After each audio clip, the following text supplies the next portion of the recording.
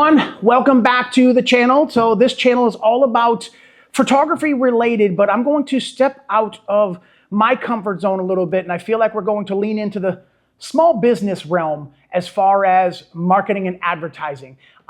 This is something that every small business is needed. I feel like if you are not on social media and you have a business, you're losing. You're missing out on tremendous amount of opportunity to be able to level up your business. And if you're not skilled in social media, or you feel like you want nothing to do with it, I've got two people in here that have excelled at that, and they're going to give us some tips and tricks to help small businesses like myself and help other people level up when it comes to that. So this is Karen and Crystal from Domorre Marketing. Hi, how are you? Great. Good. All right, so you and I met, we were trying to figure out when, and it was many years ago apparently. So tell me a little bit about yourself, Sure. and then we'll go from how you got from where you were to where you guys are now. Absolutely. So I don't even know where to begin. So I started my career as a graphic designer and just fell into marketing because graphic design is truly a branch of marketing, right? Every marketing department needs a graphic designer. Mm-hmm. So I ended up in a really great marketing department in a large automotive company in Western Mass, and really found this like love for the whole marketing piece, the event planning, the grand openings, the PR, and social media became a thing in 2009. And I was the youngest one in the marketing department. So it was, here, you'll know what to do here, you know? So I took that on, became the social media specialist, right? And then just kind of... What year was that? That was 2009. Okay. Yeah. So just kind of went from there, and I took a small hiatus from that automotive company, and I met Karen. We worked together for 8 months. She can talk about that. But then went back to the automotive company, and then from there, jumped ship, did some consulting, got into the cannabis industry, and was a marketing director for a large cannabis dispensary in Western Mass. They were the first recreational in Massachusetts. I remember that. I think, yep. And then from there, went to the brand side of cannabis for Massachusetts. And then after that, I said, cannabis is pretty wild, and it's a crazy time. Karen actually joined me and did some work in there as well, but I did. From there, left and went and started Domorre Marketing. Perfect. In December of 23. 23, yeah. I think, yeah. Perfect. So, Miss Karen, where does your root stem from? So I was lucky enough to spend the majority of my career with a very large grocery store chain in Massachusetts and Connecticut. I had some of the best leaders and mentors train me and work with me for years. So I feel like that was a lucky journey for me. And it's where I learned most about marketing and leadership. So, and that is where I first met Crystal. We worked together for, like she said, 8 months. And 8 months. You know, I will start with saying, you know, just like marketing, but the journey to get everybody in journey. We're going to talk a lot about journeys today, but the journey and the life cycle of things and marketing is truly how we ended up together all these years later. I think that was back in like 2012. Wow. Yeah. It was one of those situations where I thought the grass was greener on the other side. I needed a little change, so I left where I was. But going back to everything happens for a reason, there was a reason that I had to go to this place and work there for 8 months, because that's all I did was 8 months. And then call my boss, and I'm like, yeah. And he's like, we miss you, come back, right? And, but there was a reason. There's a little blip that I had to go over there and do that. And we talk about this now, years later, had we known, and we would have never known, like the journey where that would have taken us. But looking back to present day, there's definitely reasons for those things, but I'll continue. So, I had my son. I was there for many years. I won't age myself, but 27 to be exact. And I had my son, and I think when you have children, it changes you. And I took a huge leap of faith and left there and started my own business. And you know, failure is a great humbling thing. Yes, it is. But I got right back up. And yes, that as long as you get back up, perfect. Right. So during that time, I connected with Crystal again, and also got into the cannabis field for a while. with one of my clients. So that was an interesting She was pretty journey much, as well. Hating me during that time. I did. I said, please do not bring this client to me. But it was amazing. It was one of the best experiences I had. And learning that industry was a journey as well, let me just say. But before that, a lot of stories. I do have a lot of stories. We have a lot of stories. We could write a book, Ron. So many stories. So I did also start my own business after that again, and did it by myself for a long time, but was always searching for a partner for years. So then Crystal started her own business, and so we were essentially partnering for a few years, like just with our own businesses. Two separate businesses. Corporate together. Collaborating. Yep. Correct.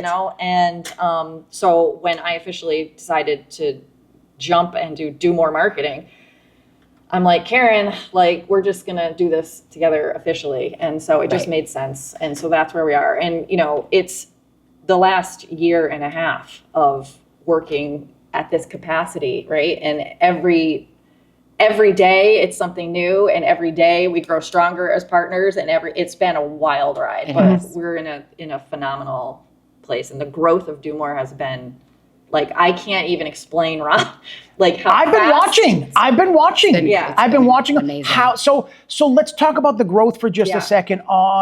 It started with just the two of you guys, and then it went from there to where we are now. So let's talk about, you guys have the concept, hey, let's start this Domorre together. And I think there's a story behind the name. Yeah. So okay, let's start with that. Then I want to talk about how you got where you started, the roots from the two of you guys to the growth to how many people you had, and then where you were and how you were meeting, and to where you are now. So I want to go full circle. Start with the name. All right, so the name. So when you're coming up with a business name today, it's really not that easy, because you got to think about a lot of things. You do. We're marketers. Yep. We don't just think about our name. We think about how this is going to, like, can we get this domain name? Yep. Can we get, first of all, you're right. Like, is it trademarked? Is it, like, we have all of these things, right? So it has to check a lot of boxes. It has to make sense, has to be creative, it has to, all the things. So in essence, though, Domorre is, it's not just our name, it's our promise. Ooh, I like that. Okay? We do a lot more than an average marketing agency does for their clients. And when I saw the name, I saw Domorre. I was like, I bet you that's why they picked that. Yeah. Okay, go ahead. Crystal, why don't you get really deep into that, what that means? Like, what does it mean? So nights, we attack this weekends. at a high CMO level. Like, okay. If I hired, and no diss to any of the wonderful marketing agencies that are competitors of ours and all that thing, but there's a lot of digital marketing agencies around here, right? So if I call them, they're going to set up ads for us, they're going to run emails, they're going to set up our social. Great. All very important things, don't get me wrong. But there is all of these levels before you get to that need to be uncovered. And so we're really coming at it as like fractional CMOs. And that's what our clients pay us for. So they're paying for us to come in, and we're looking at budgets. We're looking at their 5-year growth strategy. We're looking at, their brand as a whole. What does this look like in the market? How are you being perceived? What are people saying about you? How can we change that? How about you, Ron, as a business owner? What's the perception of you? We might have to spruce you up, right? It is lots of uncomfortable conversations, but the digital piece, the email, the social, the digital ads, that comes after we build you. Like, we come in as your CMO and we are going to disrupt things. But and 12 months later, sometimes 6 months, sometimes 3 months, it's like, whoa. And that's the key, really. It's we're coming in asking the hard questions that I don't think, and again, Crystal's right. This is nothing against any other agencies or anything like that, but our experience allows us to come in and ask those difficult business questions, because we can't do our job without that information, because we're coming in at a very different approach. Yeah. It's about the entire business, and it allows us to really do our job effectively. So is it almost like if somebody comes to you, is there almost like a overview of what they are right now, and then where they want to go? Correct. And then from there, how many businesses would you say you almost have to rebrand? Okay, well, I sense that. And that is, But this is the thing, right? Great. Okay, good point. They're Go ahead. contacting us for a Yes, reason. They yes. know deep down inside something's off. Yep. Right? When things are great and everything's wonderful, they're not calling us. We wish they would, by the way, because it would be a hell of a lot easier. That's when we really But that's when they call us. don't, because Yeah, everything right, seems to be working okay. Right, Why do I need something else? Right. Which is why we're having this conversation, is because I want to address those people that feel like they've plateaued. Exactly. And when you plateau, that means you came up from something, but that doesn't mean you're going up to Right, anything. that's correct. This They're right feeling here is something. my target people saying, okay, who's stuck? Who feels like the last 6 months, 8 months, 12 months have been kind of like a lull and no growth, and or that's what I want to say. So this is where you would say, let's start with doing an overview. You want to get to here?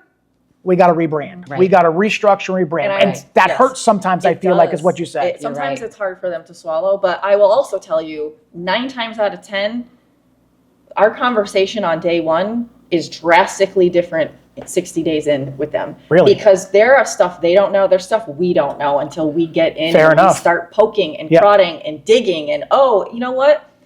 Your brand isn't your problem, your people are your problem. Or your structure is your problem, and oftentimes that's what what we're finding. So it's not necessarily their social media could be off. It could be the structure of. There are so many layers Fair to enough. this onion because Yeah, what that's a happens- good way to say it. I Yes. didn't think Yeah. of that. I didn't Yes. think of that. Right. So again, so then it's like, okay, so we have to take a step back, right? And now we find as a CMO, we're like COO, and Yeah. we're telling the owners, like, listen, you have internal operational issues here, and no amount of marketing that we do is going to help this Great until point. these are fixed. And Great so point. again, this goes back to do more.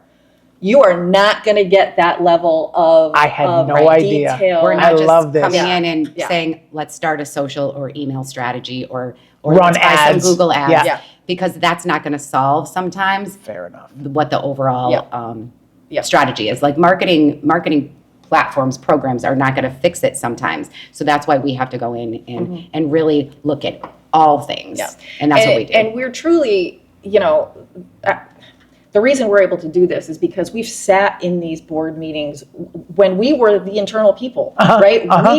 We've been at those high level positions with the owners, listening to them and what the struggles are, and sitting at those tables when they've brought in consultants and helping our teams change. And wow, look at what we've learned. I mean, this is 20 years of doing this kind of Right. stuff, right? So now we take our knowledge and everything that we've learned, because we've been so blessed to have those positions, and we are helping the companies that need that themselves. And that's Wow. truly. And then when we get all of that brushed up and it's nice and shiny, we can take them to that next level. I Yeah. love that. I knew, but I had no idea Yeah. the depth. Exactly what you just said. Exactly what you said. That's awesome. I don't even know where to go. I'm so like, my mind is so like involved with that conversation, because I feel like that's such a deep. Yeah. We could stop and forget anything else to talk about and just It's seriously, unique, because though, I really. feel It's like unique. it really this is. And this is why I think we really started and took a leap and jumped, because we knew we had something unique and different. Yeah. And we knew we could really help small businesses and move the needle. Yeah. Because and it make, was and make an happening- impact and Yeah. change. It was Because happening naturally. it was naturally, You know, right. we were it just was. consulting, truly. We were consulting. We had been That is working right, yeah. our behinds off for corporate America, and we were just tired, right? We had kids to raise, we had kids to focus on. We're going to consult. But our natural personalities, and what we can bring to the table, it just comes out. And so we end up getting more involved and more involved and more involved. And that's truly kind of how this Do More became a thing. Why we began to really, truly partner, because we see the need for it. There's so many people out there that, again, they could have internal staff that's been there for 25 years, and they're great people, don't get me wrong, but they're not bringing in an outside perspective. It's been a long time since they've heard what the industry is doing, or, I mean, it's really incredible, because you can get stagnant in how things are going, and you're doing the same thing you've done for 27 years, and it's really hard to make those changes unless you bring someone else in. Fair enough. Yeah. An So- outside perspective is so It is. critical. I feel like people don't like the outside perspective, because I feel like that's what hurts. Because as a business owner, they're sitting back and thinking everything is, we're still making some money, we're still doing good, we want to get to that next level. But when you guys come in and kind of I wrote down the word evaluate, because I really feel like that's, you're making an observation and an overview of, and you go right to their social medias and you start evaluating where they are, what their Facebook and what their social media footprint looks like. And then you sit down and say, okay, here's where we're going to start. And I feel like there could be an awkwardness between that business owner, or if you're dealing with just the people that are below the owner saying, hey, what can we do more? All right. Can I jump in for a second? It is so much more than social media. And I do want to say that and make that good point. A statement that we are asking even deeper questions like, what is your revenue? How much where are your gaps? Where do you need to be? Where do you need to be monthly, yearly? Like there are just so many other questions, and it is so much more than social media. Great. So Great I just want to make that great point. I thank you for doing that. Social media is so important, but it goes far beyond that. And if everyone is just relying on that from a marketing tool, it is probably one of the biggest mistakes they can make. I'm glad you emphasized that, because that is a very important part that some larger companies don't see and oversee. And then we're going to talk later on about smaller companies like mine, those solo entrepreneurs and things like that, and what you can do for those solo entrepreneurs starting businesses, like where we don't have that infrastructure of 10, 15 people deep. But I don't want to get into that yet. I want to go back to when you got this together. You guys were two separate places, remotely doing your work, meeting once in a while. I want to talk about the growth of your team and how you were meeting before, because you and I had this conversation already, so I know a little bit, but I want my listeners to know where you started from. Okay, you guys just decided we're going to do this. Let's do this. How did you build your team? How were you meeting? And where are you now? So we obviously doing this for over 20 years, we had just naturally some really great connections. I mean, we had worked over the years with some really great people. So that's your first thing, right? You call those people and you say, we like-minded. I know your work ethic. I like it. We've worked together already. Fair enough. That's smart. That's smart. Important to us, not just getting someone off the street, Yep. So we did that. And I think at one point we had 7 or 8 people working with us all on an account, or 2 or 3. And we were all remote. Meeting once in a while in coffee shops, meeting here, there, whatever, getting together for after-hour drinks, doing the team building kind of things, right? But I'm a huge advocate for, at the very least, hybrid work, because there is something that is lost when you are working separately, nonstop. Communication breaks down, right? So in the beginning of the year, and we learned that the hard way. The hard way. You can see your eyes. You can't. The hard way. Which is why we know how strong we are. Fair enough. And that's honesty. It's all about that, and that's being honest. That's being honest. Yeah. So beginning of the year, one of the people working with us said that they had also been thinking about going back to office space, because again, pre-COVID had office space, got rid of it during COVID, but then felt like I probably don't need it. Like I'll just stay, no overhead, that kind of thing. Agreed. And I said, okay, you know what? That's really great, because I've been thinking about it too. Let me call some people, do my thing, and I did. And we ended up. So I reached out to Steve Rovithis. He had owned Rovithis Realty. He's now with Real. And he owns a phenomenal building in Agawam. Okay, he had built this for his agents, truly. And it's a natural co-working space, right? Is that what it's called also? It's next level. Next level, that's what it was, yeah. So I say, hey, do you still have space in that building? And he says, not only do I have space, but I'd love to have you here. So I got down, we had a meeting. That's awesome. And so what we ended up doing is renting space from him. And it's a phenomenal, it's not like part of the co-working. It's like we have our own office, which is really great, our own conference table, the whole 9. It's fantastic.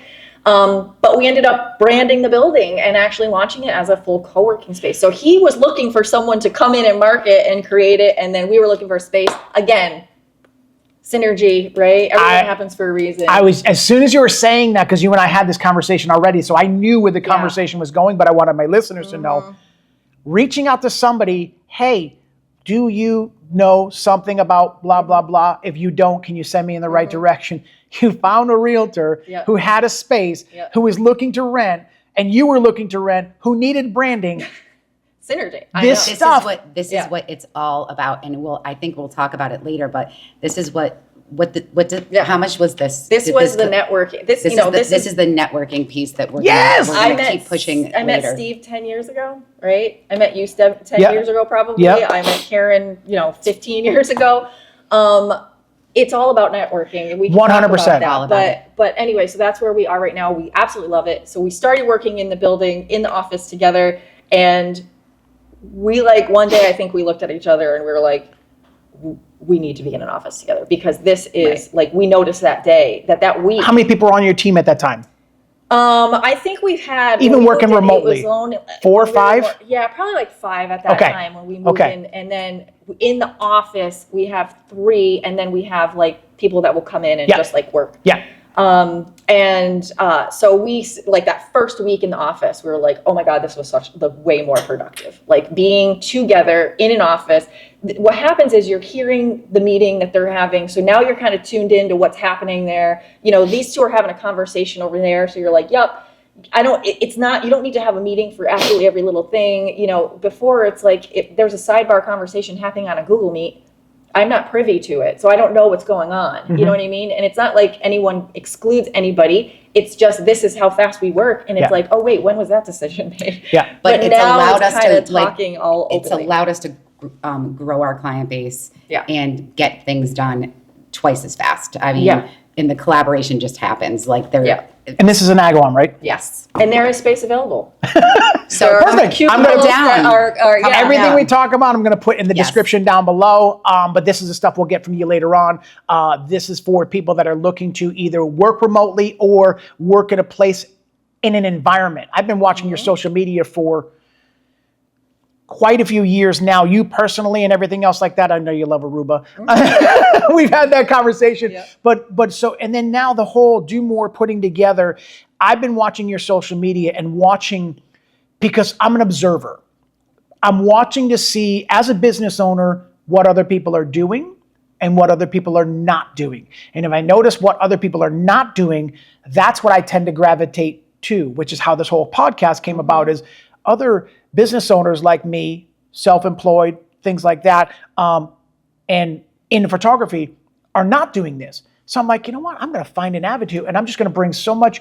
I want to bring information and education to any of my listeners about, it's usually photography and wedding related, but I want to talk about small businesses and marketing and advertising, because I feel like without marketing and advertising, I really feel like that's where a business is going to stagnate.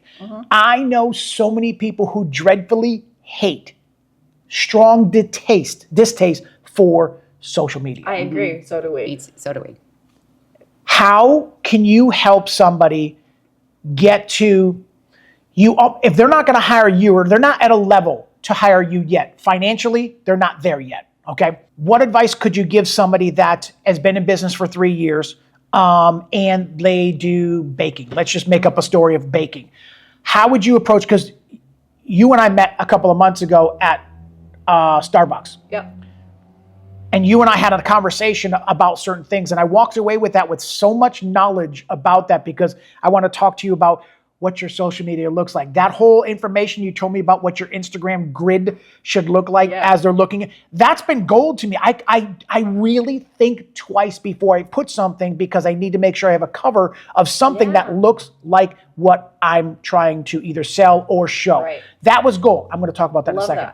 I'm going to talk about that in a second. So I want you guys to talk about, let's bring the level down of businesses that have financial stability that hire you. I want you guys to talk to me about a mom and pop shop, baker. She's making muffins and everything else like that, and she does not want to go on camera. I'm going to put some restrictions on you. Does not want to go on camera, but wants to level up her business. What advice would you give somebody as a small business owner to just approach the social media market to level herself up? So she's a baker. She's 27 years old. She has 1 kid at home, and she does not want her face on social media. Okay. I mean, the first thing that I would be recommending is, she can have a completely faceless social media. Thank you. 110%. It's about her muffin and her cookie and her cake and her. I love this. I love this. That's what it's about, right? So we can work with that. I would suggest that, she sits down with us and has a coffee at the very least, right? So we can help her. But going back to that grid, she's selling those pastries. So I'd be posting a pastry every single day, coming up with a really cute caption. I would, but taking it beyond social, I mean, her opportunities are getting her product into the market. Because if she doesn't, if you're talking about no budget, probably limited budget. So I would be saying that her product is going to sell her business. Good point. So I would be walking downtown and walking into businesses with pastries every week, every Friday maybe, showing up at the office like, here, I brought everyone in the office some pastries. Oh my gosh, and doing that consistently, right? And recording it and showing it also. You can, but if she has a hard time with that, I wouldn't recommend it. Ooh, good point. What I would say is, to the company, take a photo of that and post it on your social. Tell them and tag me. Okay. I wasn't even thinking of that. Yeah. Okay, So good point. You go stayed that within the confines of I did. of a faceless thing. Perfect. I did. So she's having other people share. Okay, how often should somebody, small business, how often should they post? Question number one. Part two of that is, what socials should they be posting on? Yeah. And let's say it's still a faceless thing. Okay, and are we still going with a baker? No, you can make something up. Okay. Yeah, I just wanted to kind of limit you because I wanted to pick your brain Yeah. about how you guys would really approach, what advice you would give somebody on with the restrictions that I gave you, because that was like a very tight window. I will say that Instagram is the place right now. You're gonna. I agree with that. If you're I gonna agree with focus that. on any social, just post up to Instagram and just push it to Facebook so there's something there. But more and more people are jumping from Facebook. It's too much news. It's too much ads. It's too much gook. It's just they can't find what they want to actually read, and so people are just the groups too. They're just bouncing. Okay. Instagram is just really pretty pictures. It's just, video after video. You get stuck in those reels. Okay. So I'd be focusing on that. And then you said, what was your second question? How many times? Oh, No, yes. first one was how many times, Yes. and the How second many one was you answered it. Instagram would be, Yes. and then push to the other ones, but focus and on then Instagram. How many times? So Thank you, Karen, for putting us back No on problem. track. I got you. I would say, the amount of times vastly depends on your schedule because you have a business to run. Okay? What's the minimum? So We're talking about a person who wants to level up. I would There's say gotta be a minimum. Minimum twice a week, okay? And that's low. But what I would say is instead of focusing on, because creating content can be extremely time consuming. Agreed. I do it. I could 2 hours making a post. It's insane, okay? I understand that their heart isn't in that. That's not really, I'm a marketer, so I'm doing that. My best advice is if you can't post religiously every single day for 20 minutes, get onto your Instagram and go to other pages and comment and like and share and engage, because that engagement is what's going to boost your, what I call a fictitious score on Instagram. The more active your page is, your game score raises, okay? And 100%. your game score is going to be what shows you to other people, all right? So when you do post, your game score is going to be up there. Keep going, keep going. This knowledge. It really is, because I know priceless. people who don't like, and they're like, they hate people who post daily. They're like, oh my God, there's Ron again. Oh my God, there's Ron again. Oh my God, there's Ron again. But what's happening is the opposite side of that is constantly commenting on somebody else's views. How does that, talk to me for just a quick second about how that is beneficial to leave a comment or a like of some sort on somebody else's social media that you like. So You just mentioned it raises your game level. Your game. What I Okay. call it. Okay. I don't know if Instagram actually has a game. How I, in my mind. No, that's okay. Let's Think go with about that. it as Let's coin that. That's good. Okay. Think about it as the old Tamagotchis, right? All the kids had back in the 90s. You had to feed that freaking thing all my the God, time, yeah, okay? yes. Or it was gonna die. Yeah. And there was a dog one that they had too. We just aged ourselves there. I'm older than you are. That's the exact same concept. Okay. If you are not Interaction. getting on there and engaging and opening that app and playing, okay, that your Instagram's gonna die. And that's the bottom line. Okay. So you gotta feed the monster. You gotta keep it going. That's a really good point. That's a really good point. All right, Karen. Yeah. What else do you want to add to any part of that? I think this is a good time we should talk about like the mom approach to marketing. Fair enough. Let's go. For small businesses who have very little budget, Okay. right? So it's just a really easy tool to think about, right? And I'm going to throw some questions at you to kind of help your viewers think about how simple tools, right, to approach it. So think about when you're raising your kids. What do you tell them, right? The things that you tell your kids, right? Be different. Tell a story. You tell them stories. Make sure you are telling a story about your product. So important. Storytelling is going to carry, but you tell your kids all the time, be different, be unique, right? Stand out in the world of Be yourself. noise. Find your tribe. Find your tribe and stand out in the world of constant noise, right? That is game changing in marketing, but make sure you're telling that in your content. So I think it's so important for small businesses to think about their business as like their child, right? Think about the things you tell your child. Be different. Find your tribe. You think about your business the same way.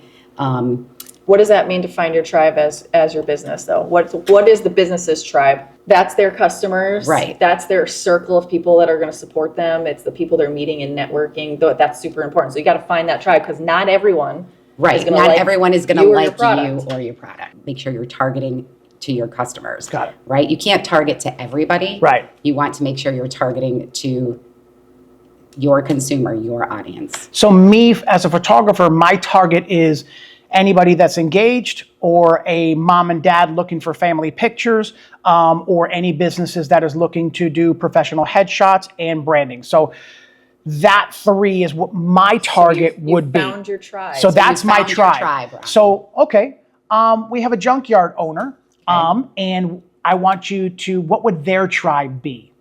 That's a great question. Their tribe would be my husband, whose wife says that he needs to clean out the basement and bring it to the junkyard. So his tribe, that company's tribe are those husbands or partners. Let's not put a gender to it, right? Those partners out there that are, or anyone that's cleaning out their house or cleaning out their yard or cleaning out an estate or cleaning out whatever, has cars to get rid of, and then on the flip side, people that like to maybe car owners, car flippers, whatever. I don't flip cars. So they need parts. They need, right? That would be their tribe. But you as a marketer, if a business came to you, like some guy wants to get better at broadening horizons for his social media because he sells custom carburetors for muscle cars. You guys would just research how to approach that in there, then you would give them advice on how to do that in a social media market. So if an area that is not familiar to you, you just research. You find out what other people are doing, you see what other people are doing on their social medias and things like that. Then that's how you would come up with a plan to say, hey, here's what you need to do. But the foundation and footprint is basically the same. Any business that it is, baker, carburetor guy, find your tribe. Find your tribe. Find your tribe, target that. Yeah. And Good again, advice. going back to what Karen said about, social media is just a sliver of what they should be doing. And, it's important because we know people are on social and we know that they're influenced by social. But for a junkyard company, right, I would be telling them that they should be purchasing Google search ads and coming up at the top of results pages. Wow, good advice. Like, making sure they're SEO, because people that's something they're going to search for. Yeah. And you want to be able to come up. Good advice. Right? Somebody on Instagram technically might not be looking for muscle car carburetors. Correct. Right. Great advice. And as a marketer, this you would say, Instagram's not your thing right now. Right. This would be your niche. And they may not want to follow a junkyard on Instagram, right? And so I would fair be enough. saying that they Google should be searches, dumping their money into a Google search strategy. That's smart. See, yeah. Okay. This is what I'm talking about. So Yeah. not everybody's thinking outside the box on how they think I just got to have a Facebook page. Right. And back to what we said earlier, Go ahead. it's not all about social It's media not. is a small piece of the overall market. And I did not know that, Karen. I'm being perfectly honest with you. I would not have even thought of that. To me, I felt like that should be the number one thing. You're saying there's other things to keep in factor because Yeah. good point. I think especially small businesses, they think it's only social media because it's free, Good it's point. out there, it's and they truly think that that's going to save them. Like we'll dump everything into a social media plan, but often with no strategy behind it. Good point. So social to me in my mind is the equivalent to the 90s and walking around and putting posters on flagpole or in the community board at the coffee shop or whatever. You're putting that on all of these places and someone might rip a thing off, right? And it's kind of that same idea, and you might get people that now know about you. But even back then, you had to have other ways of getting out there, right? They were running newspaper ads, they were billboard, whatever it was that they decided to do. And you really need, if you are only going to focus on social, what happens when Mark Zuckerberg says, sorry, closing it down? Wow, good point. What happens? Now you got to start from ground zero. You don't have anything built anywhere else, right? You don't have ads up. You don't have your networking is going to start from ground zero. Your email, maybe you don't have any emails in your email bucket because you've been putting it all in social. Like one little piece. It should be support. Social should be the place that people go to research you, right? It's like, oh, I heard about Ron. Oh, I was looking for wedding photographers. Ron was the first one that came up. Now I'm going to go to his Instagram and see his work. Now I'm going to go to his website and see his work. And now I'm going to look at his prices. Now I'm going to contact him, right? Can we talk about websites? Support. Can we talk about websites for a second and the importance of that and how we feel like that's neglected a lot in the industry? People are not updating their websites. They are not telling their stories on their websites like they should. We feel like that is a place that people are not really. And you guys do websites also. I think we had this conversation. So if somebody's struggling, it's a set it and forget it mentality a lot, and it shouldn't be. It should be consistently updated. I agree. Stories being told on their site. I need your input on this. There's a lot of, and a lot of photographers that are coming up that only have an Instagram page and no website. No. Absolutely. No matter what business you have, you should have some sort of website in some way, shape, or form in there, even though there's might not be a store and you can buy things, 100%. But having a website presence, and you guys also can design websites for people also. Me too. Okay, because you and I had that conversation. Okay. You have to have that platform, that home, that base that tells your story. That's you absolutely have to. I won't say that's the only way you're going to come up in search, but that's going to help you come up, especially in a market as photography where there's dozens of photographers all doing the same thing. It's kind of like a real estate agent. Right? Instagram page with no website is a no-no. No, I mean but you also go back to establishing credibility. That was the next words out of my mouth. If you don't I feel like it makes somebody look more legit. Correct. Listen, let's be honest. Yes, a website is an investment. Don't get me wrong. Yeah. But if you're running a business with all the free tools, people pick up on that and they know. They'll even know if you got a free website and they see the banner of Weebly or Wix on the bottom. Yeah.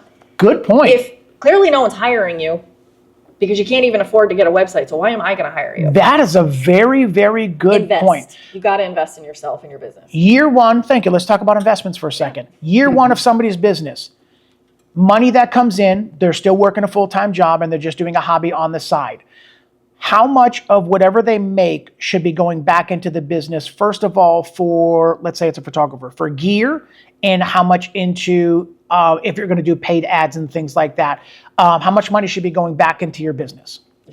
Well, that's really tricky because it really depends. Every single scenario is different. There's a lot of, I am asked this all the time, how much should we invest in marketing? How much, right? That's why I asked you the question. Right. It's really based on, there's so many things. Are you starting out and you've never done this before? Are you well established in the industry, but you're jumping out on your own? Good point. Are you, there's so many different variables. If no one knows you, good point. You're going to have to do a lot of work and probably dump a lot of money. Good point. If you are an established photographer already and you're working for someone, you're going out on your own, that's a different story. You don't need to invest as much. You probably already have equipment, right? But putting your name out there, people already know your name, so you don't have to spend as much money or as much time, right? It's really a case-by-case basis. And that's a fair way to assess that. I feel like I went too general with that, and you pigeonholed it because every business would be different. if somebody was a baker and they started going back to making muffins and things like that, and they're doing it out of their house and their stove is 15 years old. For me, I feel like if that's what they want to do, putting money back into the business in the sense of a newer stove and or newer cooler and or don't worry about the website yet per se. Get better established with your baking and your tools in your kitchen almost. If you need a commercial one and things like that, if you're doing it out of your house and if you're going to sell it at the market, blah, blah, blah. That would be where I feel like the most of your money should be going back into your gear and or business in the sense of better stove, better cooler, better refrigerator, separate things like that. Now you're year 2, you're well established with your refrigerator, your coolers, goods like that. Then say, okay, now I can start to promote myself better. So then we start working on the marketing. So that was too general of a question and I shouldn't have done that to you, but I know I can pick your brain about anything. I can make up something and you guys would be like, oh, this is what I would do. This is what I would do. That's what I want. I have the exact opposite point of view as that. Okay. So but you're also talking to a person that decided she was going to be a paint night host or whatever, right? Sip and paint. This was 10 years ago. Oh, this was you? Yeah. Oh, okay. But I was just saying, you're also talking to someone. I thought you said someone. That's decided on one day, oh, I'm going to do that. That looks fun. Did not have a single paintbrush to do. I mean, obviously I know how to paint, but I had to get easels. I had to get paint for a whole class. I had a website, a brand, and Instagram presence up before I owned a paintbrush, an easel, or a canvas. That's because you're a marketer. Because of the value. If I did it the opposite way around, I would not have known that there's a demand for it, right? So I tested the waters and I was like, here, I'm launching this. I'm doing it. Here's the first class, sign up. I took the sign up money and I went and bought the equipment. All right. So then I took the equipment and I was like, that first night was a wash. Now all of my equipment is paid for and I'm good. I never invested $1. Thank you for bringing that up. Mm-hmm. That is another scenario that is a possibility to be able to do that. And that was the opposite of what I was saying with my kitchen thing, but that's a really good point. There's no right or wrong way. Right. As long as you're doing something in the sense of either doing it that way. My fear would be that this person either got a grant or got a loan or did something and bought the equipment, and then everyone was like, Good point. There's really no interest. Thank you so much for that, because you're right. I feel like I wasn't talking about somebody getting a loan. I meant somebody that's been baking and bringing some money in to put it towards a stove, not in the sense of taking equity money. And that leans into the another piece. Like, you really have to listen to your customers, right? So important that you're looking at that piece, right? Whether you're doing it on, social listening or Reddit or wherever your customer base is, but how are you doing that and making that part of your marketing plan, however Good point. you do that. So make it a key point of what you do on the daily. Like, what are your customers saying about your products as you're telling your story? So important that you do that. Good point. My mind is like all over I've been making notes over here. So what other questions you got for us? Fire it at us. I feel like I approached what was in my heart to bring to the surface of what you do. Mm-hmm. Now I want to talk about anything else you guys want to talk about now, as far as do more, what you can do. You do websites, everything else like that. What else is on your list of anything else like that you want to address and talk about? I just think that, just be on the lookout, because Do More is really going to new heights, really. And we are really excited about it. And there's just a lot of exciting stuff happening, and I can't wait to come back and talk about all the good things that are happening. Hopefully in maybe 6 months to 12 months from now, we'll have so much more to talk about. Perfect. But yeah, there's just a lot going on, and we just came back from Atlanta. I saw that. We were down there for one of our absolute favorite clients. It's a manufacturer in Three Rivers, and they make knives. They're called TRM. We're doing a full rebrand for them. We're doing a whole new website, all of it. And so we went down there again to immerse ourselves in an industry that up until this point we did unfamiliar with. And I so- saw the pictures of you Nice. guys in the background with the boards that were you fanning somebody? Oh yeah, that was that was that different. was That was a Monday. photo That was a shoot. different one. Monday. Oh, okay, that was a different one. My legs still hurt from that. That was a photo shoot, yes. For the same client, but we were up I there, thought yeah, it was the same client because yeah. I saw the knife on his hip. I It saw was, that. yeah, Okay. Yeah. That's why I thought it was Atlanta. Yeah, but we were down in Atlanta, and that's the kind of extent we go to, right? Yep. They were doing a trade show, and we're like, we'll fly down, Yeah. we'll see you there. Yeah. And we met with a ton of manufacturers down there, learned the industry, Mm-hmm. like met the affiliate, like the influencers in the world, all Nice. of those things, and we just feel that kind of stuff is what sets us apart and why it's important. I agree. It's important for us to go. Like that's I agree. Yeah. I agree. Karen, anything really else we want was. to talk about? I'm just excited for what's to come. We have some exciting things on the horizon, and yeah. can't wait to be back and tell you all about it. Good. Anything else we want to talk about marketing and advertising wise as far as focusing on small businesses and things like that? Just network. Networking is so important. Get out there and meet as many people, because that is truly why we are here, why we're here Yep. right here, Yep. why I have the office space Yep. that I have, Yep. right? And why the company has grown so quickly, because people were excited to see us do this because we had networked with them for so many years, and now they're like, oh, I've been waiting for this, Yeah. right? That's where you want to get to. And you don't have to network. Go ahead, Karen. I think the majority of people and a lot of our clients are, word of mouth. Yep. It's because of, who we know and the experience that we do have. And all of it is through networking. Crystal, I keep seconding that. Yeah. Because it really is when you continue to put yourself out there. And again, it's free to all the small businesses in the world. Yeah. So I can't stress that enough. Yeah. Yeah. And the journey, should we talk about that to bring it? Whatever you around? want to talk about, this is your platform. Well, Well, we'll just say, so the networking, I mean, again, going back, Karen and I know each other just because we met, right? I didn't put an ad out to meet Karen. She didn't put an ad out to meet me. We met each other somewhere along the line in our career, and we stayed in touch. And that's what's super important. So our journey, right, started 15 years or whatever the heck it was, and it now comes full circle. And that's all because it's who you know, what relationships you cultivate over the years. And I had, when I quit my before I quit my corporate job, I called a minister out in Virginia. My pastor was sick at the time. So I called her up, and I was going through this dilemma of, what do I do? I feel like I'm being unappreciated. This is what she said to me. This is the advice that she gave to me. And I feel like because you keep emphasizing the networking thing, I cannot emphasize to you enough how you're right. The networking is the lifeblood of any small business. You never know who's going to come to an event, who you're going to meet at an event, and who you're going to end up walking away business cards. So I'm going to have a question for you at the end of this about business cards. Okay.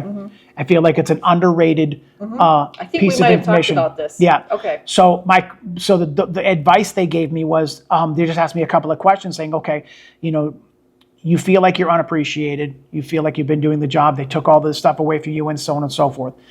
She said to me, how many hours of work do you work a day? I said, usually anywhere between 8 to 11 hours. The average is like 10 to 11. She said, okay. She said, could you imagine if you took the same 10 hours a day and put it into your business by just going old school networking with people? If you just took the same 10 hours a day and just apply that to your business and apply that to networking and getting involved with the community and all this other stuff, instead of going to the job that didn't appreciate you and didn't value you for who you were. Right. And you're already used to doing that every day for 30 years. She said, could you imagine where you would be in 5 years if you just took the same things you've been doing now and pouring that into your business, into networking with all of these different people that are in your area, bridal shows and networking events with all these different small business and stuff like that? She said, could you imagine where you'd be in 5 years? That's And great. when I quit in 21, this August is going to be 4 years that I quit my corporate job. And where were you? Westover Air Force Base. I worked in a machine shop. That's interesting to me. I cannot even believe where I was in my business in 21 to where I am now and 25. Well, that's so interesting. Because of the influence of, she said, networking is the most, and it is so important. So did you want to say something about that? I will tell you that. Because I want to talk about business cards. The entire path that I'm on and have been on my entire life is due to that exact thing. It is life-changing. Like everything that has ever happened, every impact, every step, every business decision, anything I have ever made in my life, every progress has been based on someone I know, have met in that journey. Like that has truly been decision-making process. I love it. I'm just stating that as fact. Like that is, yes, it's networking, but it's the people that I've met along the path, along the way, that has shaped that pivot, that turn, that I love it. It has been life-changing. So I love that. The more you're out there, you put yourself out there. And a baker may say, what am I going to get out of networking, right? Good point. Right? Good point. And I'll tell you that if you go to the networking event and they're just naturally going to ask you what you do, you're going to say, I bake, I do this, I do that. Oh my gosh, well, my daughter's getting married next year. Do you do wedding cakes? Yes, I do. Okay, great. Let me take your card. And then you go over here and, what do you do? Oh, I bake, I do muffins, I do this.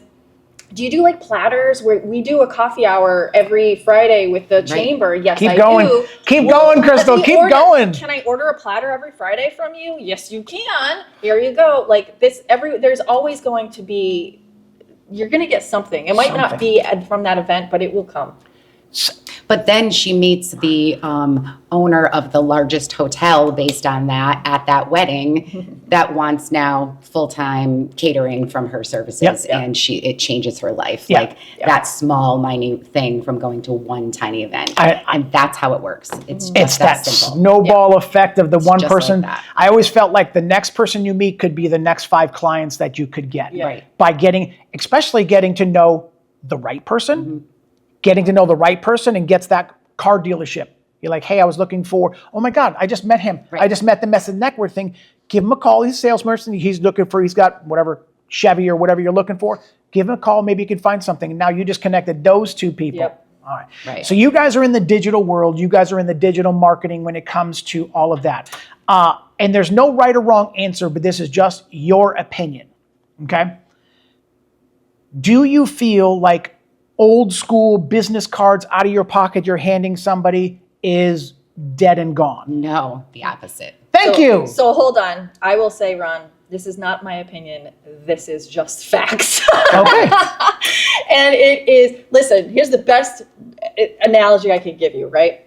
All right. I can't tell you how many digital business cards I've received over the last, 5 years. Okay. Okay. Ask me if I've looked at them one time in my Rolodex on my phone. One time, okay? I don't even remember their name. Where are they in your phone? I don't even know what business they were in. How am I going to look them up? I don't remember their name. Where do you find them in your phone? You go to contacts. I know. Okay. I'm just saying. I'm joking. That's a good point. Yeah, but that's I'm joking. a good point. Most people probably are like, okay. Good point. Hold on. So now the business card, it sticks with me like onion on breath, okay? It sticks with me. And what I mean by that is that card I'm going to find when I'm vacuuming out my car and it's on the floor and I'm like, oh yeah, oh Ron, that's right, he does photos. Yep, okay, bring it in, put it on my desk. I open my drawer on my desk and I see the baker's card. I'm like, oh yeah, hey Karen, we're having an event next week. Let's call this baker. Right? It's like a billboard in your face, and you cannot pay for. Do not get a digital business card. It is the worst possible thing you could possibly get. Thank you so much for that, because I feel the same way, but a lot of other people don't. I know. I feel like everybody feels like it's the easiest way to do that. And I thought it was because it is cheap and free, and that is why they're saying that, Ron. I thought I was just that old school that I was, because I have both. There is not, I can reach in my pocket right now. It's over there. Yep. I've got 35 business cards in my pocket at all times. Yep. All the time, everywhere. Yep. Doesn't matter where I am. I still have a book from 10 years ago, business cards. When I think of that one person I feel like they're still relevant. Yeah, they are. 10 years ago, I'm like, They're still relevant. I go back and I'm like, oh yeah, I'm going to email them. They're still How relevant. many were we handed out this weekend in Atlanta? How many actual business cards? All physical business They cards. were. I Zero see. digital. Thank you for that. I see the convenience of a QR code, scan my bracelet. I see the convenience of that. I feel like COVID has taught us not to take things from other people, kind of thing like that. So I understand the concern and the fear of that. I get that. But grassroots, old school marketing is built on physical business cards in your pocket. So if you want the digital cards and the bracelets, have them. But if you're at the grocery store and that 57-year-old mom's daughter is getting married and she still has a flip phone and she's not like up to date with scanning QR codes and things like that, and that's all you have, you just lost that sale. Yes, but you know what? We need to flip the switch, because when we call it old school, people shy away and they're like, I'm not old school. So what we need to do is that's a good point. You need to say the ROI on a printed business card is 30 times greater than a digital business card. Return on investment. And then a $20 purchase of Vista business cards, which I don't recommend, but if you're a small business, do it. It's something. Absolutely. Is worth it. Got it. Pause. Thank you for all of that, because I cannot emphasize, I feel like you guys, this is your niche, marketing and advertising, and you're saying definitely have business cards in your pockets. Yes. I love this. Next, what should be on the business cards? So you definitely, website, email, phone. Website. People have to have a website. Yes. Oh we my talked gosh. about that, Karen, already. Okay. So say that again. Website, phone number, website. email, phone. Yep. Okay. But I would also put, I like to put I sometimes like to say text, right? Because people like to text. So Agreed. I like to say. I usually put cell phone. Yeah. Is that the same thing? Is that the same emphasis? Okay. It is, but sometimes people don't know that they can text, But Good point. not necessarily, but I like to, because it allows people to. The option. Right. Okay. Fair enough. Yes, Speaking Karen. of email, let's talk about that for a second. We Okay. didn't talk about email and the importance of the return on investment for email. For small businesses, one of the most important platforms they can use, super inexpensive, by having a consistent email program to talk to, like the baker. Like, is she talking to her consumers? Is she putting out her muffin of the month or whatever it is? Collect an email at every Collect emails transaction. on all your transactions. All the time. Are they coming into her store? When they buy, what is her muffin of the month? When her customer is buying that muffin, is she collecting emails? Is she doing giveaways for that? It is, just like you said, old school. Again, ROI. email. There was a time when email was thought of. Remember that Junk. that blip in time Agreed. when email was thought of as email's dead. Yep. It was right when social media came out. We were lucky enough to be in marketing when social media just came out.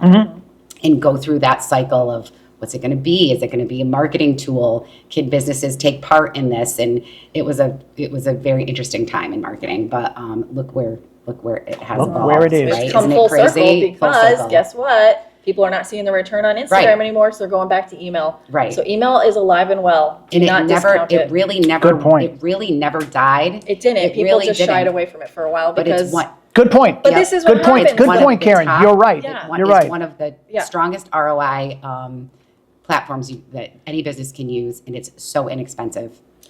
anytime that everyone flocks to something, Right. you will see within a few years' time that will change. Right. So you almost like treat it like a trend? Right. So Right. billboards, everyone flocked to billboards, and then people drew out of billboards because it's like, well, no one's seeing my message anymore.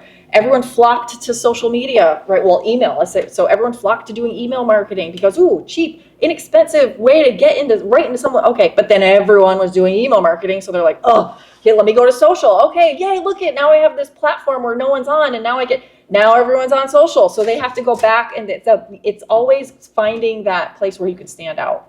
And I feel like it's okay to ride that wave of whatever's working right is. now. Absolutely. But stay consistent with your other things that you're doing. It's so important. And then if Consistency is there. and then if With that other starts to fade or you don't see that, then pivot to the next thing. Yep. Some people are so set on sticking to the one thing because that's all they know. Yep. They don't want to pivot to anything else. All But right. these are easy. These are easy free Yes. things that can be done, and also reviews. Are Reviews. you getting reviews from your customers? Are you asking for them? Are you asking? And are you replying to them? Good point. Very important. Good point. I get a notification every time I get one.